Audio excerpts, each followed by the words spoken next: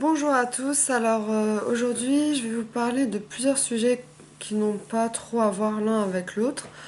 Donc déjà le premier point ça sera pour continuer la vidéo sur les enfants et les adolescents que j'ai pas pu terminer parce que j'avais plus de mémoire dans mon téléphone.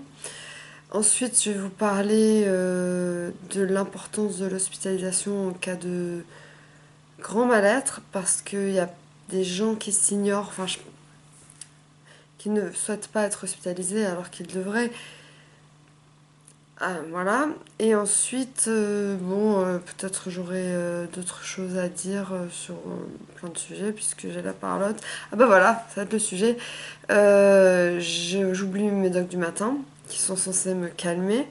Du coup, je suis une pile électrique et je suis à 1000 à l'heure. C'est une catastrophe. Donc, bref, pour continuer sur les enfants et les adolescents, là, ça a coupé pile où j'ai dit il devrait voir un psychiatre ou un psychologue. Et j'allais dire, peut-être voir un psychologue, c'est moins choquant de dire psychologue que psychiatre. Psychiatre, c'est un peu lourd. Donc si vous préférez voir un psychologue juste pour le terme aussi, et puis vous avez plus de temps pour parler, vous avez 1 heure au lieu d'une demi-heure avec une psychiatre ou un psychiatre. Donc ça, c'est ce que je voulais rajouter que j'ai pas pu rajouter. Ensuite, donc pourquoi les bienfaits de l'hospitalisation et pourquoi il y a des gens qui s'ignorent. Enfin, disons qu'il y a des gens qui sont un peu en déni du fait qu'ils sont pas malades, hein, ils savent qu'ils sont malades, mais en déni de ce qui se passe au moment T. Donc, par exemple, quelqu'un qui a une dépression, on lui dit tu devrais aller à l'hôpital, il dit non, je refuse. Bah, c'est son choix, mais clairement, la personne doit être hospitalisée. Donc comment faire dans ce cas-là? Alors soit si c'est vraiment grave, donc la personne a des idées noires, voire suicidaires, voire qui a essayé de se suicider, là la famille doit l'emmener d'urgence à l'hôpital en essayant de l'emmener je ne sais comment. Et alors je crois que l'hospitalisation forcée existe. Ah tiens, mon aquarium s'allume. Ça veut dire que c'est une bonne idée, non? Je sais même plus ce que je disais, oh là là, je suis perturbée. Alors, le moindre truc, j'oublie ce que je veux dire. Non, oui, déjà, comment l'emmener? Comment. Oui, et puis voilà. Est-ce que l'hospitalisation forcée existe? Alors, il me semble que la famille peut hospitaliser de force son enfant, son parent, je sais pas. Ça s'appelle pas hospitalisation de force, ça s'appelle. C'est un autre nom. Je regarderai pour vous, je veux pas faire des vidéos où je connais pas les termes, c'est un peu bête quoi. Parce que j'ai pas pensé à. En fait, moi je fais des vidéos un peu à la one again, genre je sors tout ce que j'ai envie de dire et parfois je connais pas les termes. Parce que clairement je ne suis pas une psychiatre. Comme je l'ai déjà dit, je ne suis qu'une bipolaire. Mais il y a l'hospitalisation, bah ça peut pas forcer, c'est l'hospitalisation. Je sais plus. Bon, je regarderai, je vous dirai dans la prochaine vidéo. Et après, il y a l'hospitalisation où la personne vient d'elle-même. Et après, il y a aussi l'hospitalisation où le juge dit qu'il doit être hospitalisé. Là, il n'a vraiment pas le choix. Ah, et la télé, je la cache. On ne sait jamais, copyright. Ça c'est pour l'hospitalisation et pour les gens, voilà, ils sont pas en déni de leur maladie, mais clairement, ils refusent d'aller à l'hôpital. Ce que je peux tout à fait comprendre, parce que l'hôpital c'est un endroit, enfin l'hôpital psy, c'est quelque chose de très spécial. Il y a des gens qui crient, il y a des gens qui tapent dans le mur, il y a des gens qui traitent avec des gros mots, etc. Mais après, moi j'ai bizarrement, avec une autre copine, on n'avait que des bonnes expériences, on s'est fait des amis, on a rigolé, comme une colo, moi j'exagère quand même, je peux dire que c'est une colo, mais. Et donc, du coup, je pense que l'hospitalisation, déjà rien que ça c'est bien, mais aussi se recentrer sur soi-même, oublier tous nos problèmes, même laisser son téléphone à ses parents ou à je sais pas qui, ses amis, et ne plus y toucher. Moi j'ai fait pendant 2 semaines et ça m'a libérée complètement. J'étais sans portable, sans problème, sans message nocif, sans rien. Ça m'a fait du bien. Donc c'est juste pour vous dire, ceux qui m'écoutent, qui sont soit en dépression, soit en manie. Alors en manie c'est plus compliqué parce qu'on est dans notre bulle. En dépression on est un peu plus clair d'esprit, bizarrement. Donc du coup, si vous m'écoutez, si vous êtes, soit vous avez des idées suicidaires et vous voulez vraiment vous suicider, soit ça va à 1000 à l'heure dans votre tête, vous n'arrivez plus à fonctionner. Si vous avez des hallucinations, des déréalisations, allez à l'hôpital.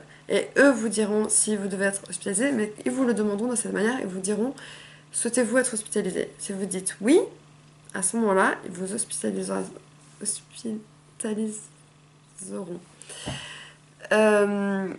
vous dites non, ils peuvent vous laisser partir. Mais s'ils voient vraiment que vous êtes au bord du suicide, à mon avis, ils vous persuaderont d'être hospitalisé. Après ça, je sais pas, parce que moi, je suis toujours presque venue de moi-même, sauf la première fois. Et quand j'y vais de moi-même, je sais que je suis au fond je sais pas comment dire, au bord du gouffre, et que je ne peux pas m'en sortir toute seule. Donc moi, j'arrive à m'écouter. Clairement pas en déni, je suis à l'opposé du déni. J'accepte totalement ma maladie, j'en parle ouvertement, je déteste mes cheveux. Ah et donc du coup, je vais à l'hôpital de moi-même. Et la plupart des gens où j'étais hospitalisée la dernière fois, ils venaient d'eux-mêmes. C'était des jeunes, comme entre 20 et 30. 20 et 30 ans. Voilà pour l'hospitalisation. Et maintenant pour le fait que je suis à 1000 à l'heure, c'est une catastrophe. Catastrophe. Je parle à 1000 à l'heure, quand les gens m'appellent, je fais blablabla, je fais que parler.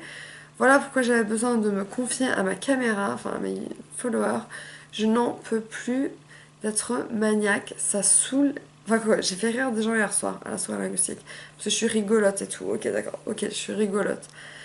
Euh, au bout d'un moment, stop quoi. Genre quand t'es au téléphone et que je coupe la parole à ma mère, je coupe la parole à mes copines, je blablabla, blablabla, et vraiment j'en souffre vraiment, là on dirait pas, mais vraiment je souffre de la manie, mais un truc de ouf quoi. C'est très très dur. C'est dur en fait de se faire juger, pardon, de se faire juger par rapport à sa personnalité, puisque la bipolarité ça fait pas partie de la personnalité, mais ça se mélange à la personnalité. Et les gens, ils en peuvent plus de m'écouter parler, je parle trop. C'est pour ça que je vais parler à ma caméra, voilà, et à ma psy. Comme ça, au moins, là, je peux parler. Euh, donc j'ai enlevé le Valium le matin. Là, le Nusinan, je prends même plus. Je prends que le Levothyrox. Et je suis mais à 1000 à l'heure dès le matin. Paf, tac, allez, j'appelle machin, je fais ça, je fais ça. 1000 à l'heure. Horrible, horrible, horrible, horrible. Je sais que ça peut paraître bizarre que du fait, pour quelqu'un avec un cerveau équilibré, de se dire t'as 1000 à l'heure, bah c'est bien, tu fais des choses, t'es actif, active. Mais oui, mais trop quoi, comme si j'avais pris de la coke, donc ça va pas, ça va pas, ça va pas, ça va pas. En fait, je suis entre l'envie de pleurer et une énergie débordante. En fait, ça s'appelle un état mixte en fait, ouais, c'est un peu ça. J'ai envie de pleurer et je suis à 1000 à l'heure. Voilà l'état mixte, si vous voulez savoir. Donc, vous voyez, j'ai toujours des idées dans mes vidéos, en plus des idées phares dont je voulais parler, mais là, le fait. Oui, c'est bien que j'ai enlevé le Valium, je suis pas accro, mais franchement, au moins. Bon, quoique je m'harmonnais. Je m'harmonnais quand j'avais le Valium, personne ne me comprenait. Mais là, c'est l'inverse qui se produit, c'est que je suis à 1000 à l'heure et que je m'exprime plus ou moins bien. Mais en tout cas, je suis active, quoi. Je suis réveillée, quoi.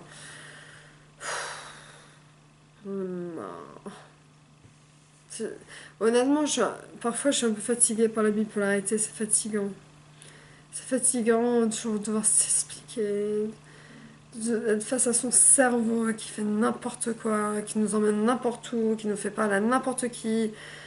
Je suis fatiguée de ma bipolarité, je suis fatiguée, j'en ai marre. Genre, d'habitude dans les vidéos, je montre oui, c'est bien d'en parler, nanana. C'est vrai, mais parfois on n'en peut plus quoi. Voilà, franchement, je suis fatiguée, je suis fatiguée, je suis fatiguée. Je suis épuisée par cette maladie de merde, quand même si ça m'a ouvert des portes. Je vous en dirai pas plus parce que je peux pas dire, mais j'ai un projet en cours qui est incroyable, euh, en collaboration avec X. Euh, Ça, c'est assez incroyable. Mais j'arrive pas à me sortir de ce cercle vicieux de la manie, quoi. C'est pas de la manie, c'est de l'hypomanie, elle est très légère hein, quand même, parce que je suis pas hospitalisée, mais je blablabla. Ah, les gens ils en ont marre. Et du coup, quand on voit dans les yeux des gens qu'ils en ont marre ou qu'on entend qu'on me dise mais laisse-moi parler ou me coupe pas, franchement, ça fait mal. Ça fait mal, on a l'impression d'être une grosse merde. C'est bon, franchement, c'est horrible. Franchement, c'est horrible.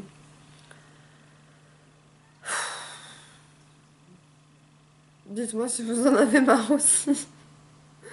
C'est fatigant. C'est fatigant la bipolarité. Tous les jours prendre des médocs, tous les jours faire gaffe à ce qu'on dit, tous les jours se faire engueuler par sa mère, son frère, je sais pas qui, tous les jours en train d'essayer de se battre contre notre cerveau qui nous fait halluciner, qui nous rend insomniaque. C'est le cerveau qui décide de tout en fait. Nous, on n'a pas de mot à dire, il fait ce qu'il veut le cerveau. Le cerveau là, il est où il est sur une autre planète, il est sur la lune là. Il est plus sur Terre là, mon cerveau. Hein. Pour pouvoir rattraper, ça va être compliqué. Hein. Non, franchement, je suis fatiguée. Ça se voit en plus que je suis fatiguée. Je suis encore maquillée d'hier. Mes cheveux sont horribles. Horrible, horrible, horrible. Comme à chaque fois, hein, c'est à l'habitude. Hein. Parce que quand je décide de faire mes vidéos, je suis horrible. Et quand je me pump it up pour aller sortir, là je suis toute bien. Et quand je fais mes vidéos, je suis dégueulasse. Voilà, bien sûr. Faut que je fasse une vidéo où je suis toute maquillée avec les strass, les machins, le sac, le truc. Mais non, mais en fait, en vrai, mes vidéos, elles viennent du cœur. Donc là, j'avais besoin de vous parler. Vous êtes mes listeners, vous m'écoutez. Mais vraiment, vraiment, je suis fatiguée. Je suis fatiguée. Très fatiguée de bipolarité. Sur ce, bonne journée. Gros bisous.